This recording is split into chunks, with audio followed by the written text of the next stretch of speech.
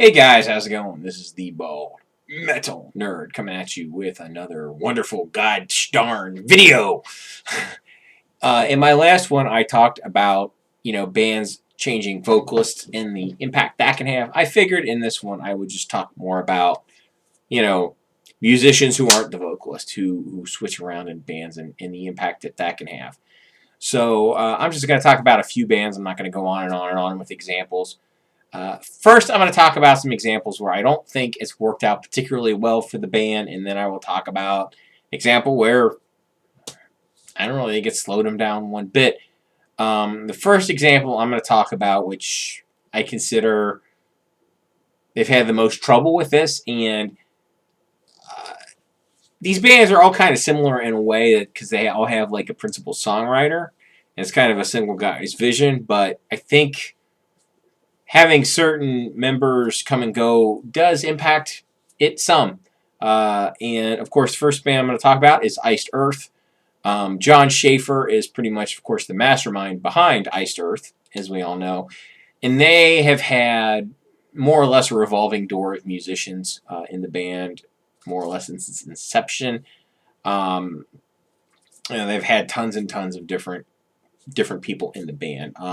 They've had 5 different vocalists, right? They had 2 guys before Matt Barlow. I'm sorry, I don't remember either one of their names.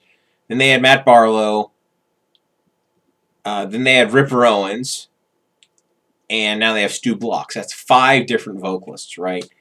And I don't know how many guitar players and drummers and all that. A bunch, right? Kind of a revolving door. So yes, Iced Earth has stuck to a certain style of metal and has been consistent because John Schaefer's been there the whole time, driving the bus, as it were. But, has it worked out extremely well? I would say no. I think, the time when they were kind of stable, when Matt was in the band and they had a few long-running guitar players and all that, I think that's when they produced their best music. But other than that, with the chaos of that, I think you get mixed results with that band, for sure.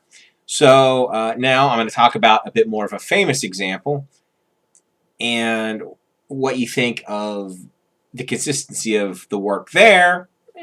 We'll see.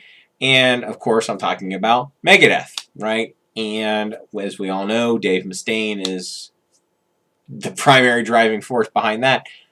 But for most, and I think it's worked out fairly well. I mean, for most of Megadeth's career, you've had the 2 Daves, right? Dave and Dave. And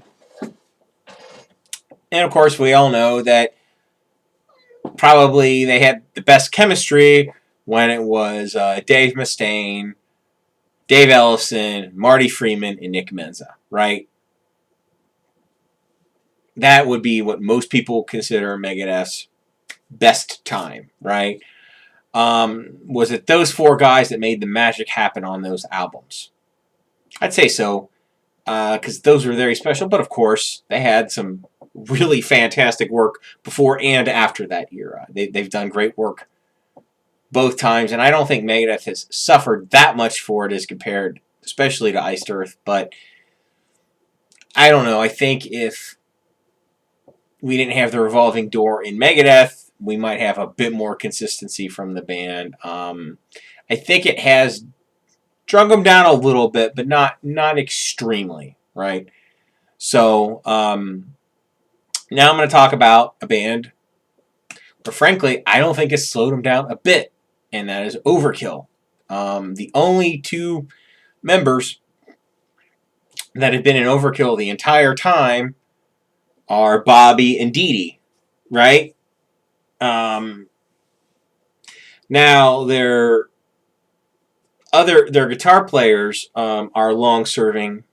They've been in since '99 and '02 respectively, but there have been a lot of guitar players in Overkill over the years, right? But you know what? They have a style, and they have refined that.